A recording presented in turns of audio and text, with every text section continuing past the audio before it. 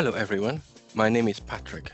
In case you are not familiar with the name, I am the REGIS technical SME who specializes in dashboard and reports in REGIS. Today I'm creating this video as I wanted to take you through a new dashboard with your operational needs in mind. This dashboard aims to improve your monitoring capabilities and reporting requirements to your executives and other institutions. So what do I need from you? Your feedback on the new dashboard. Based on metric 4, I have created a multi-tab widget which allows me to present you with more data. I understand that you're all busy, so I will just get straight into it. The top and the second row have not been changed, so I won't get into it. However, the third row, this entire row in the middle, major indicators breakdown tab.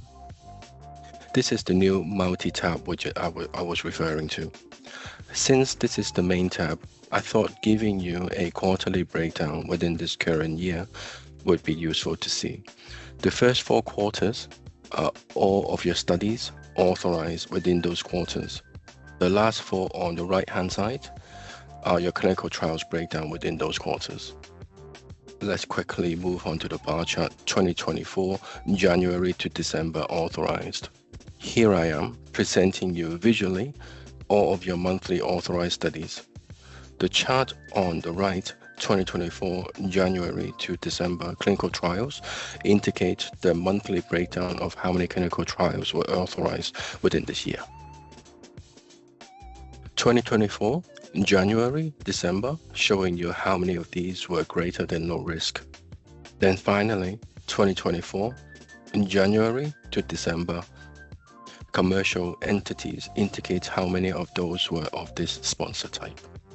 I'm sure you have already seen this. However, just wanted to point out the 2 colors. The blue and the red from each bar chart on this page represents studies authorized within the KPI or not. Red indicating that it falls outside of the KPI. Second multi-tab. Now, if I could bring your attention to the second tab called the study type breakdown, we are ready to dive into the data a little bit deeper.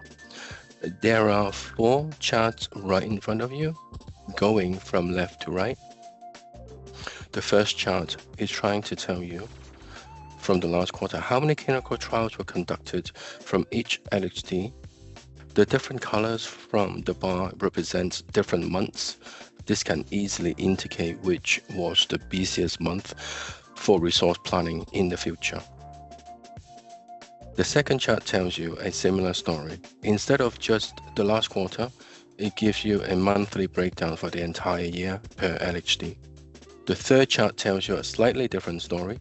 We keep hearing clinical trials, but how about non-clinical trials? From the figures available, we know it takes up a serious proportion of your time. So this is why I wanted to capture so that you can report on this number for resource planning. The fourth and the final, again, is reporting non-clinical trials, but for each site. The third and the final multi-tab. It's called the workflow breakdown. I know you're always interested in the numbers, so I have decided to break these down as much as possible so you can review, plan, take appropriate actions before reporting on these figures up the chain of command. You are being presented with 5 different charts. Picture tells 1,000 words. So I am giving you more graphs so that you don't need to consolidate these numbers via Excel.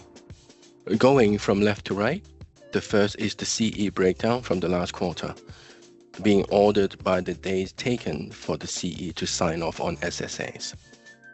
Second is the head of department breakdown from the last quarter, displayed in the order of how many days on average head of department is required to provide support for the SSAs. Third is the researcher breakdown from the last quarter, being ordered by the number of days in the researcher hands.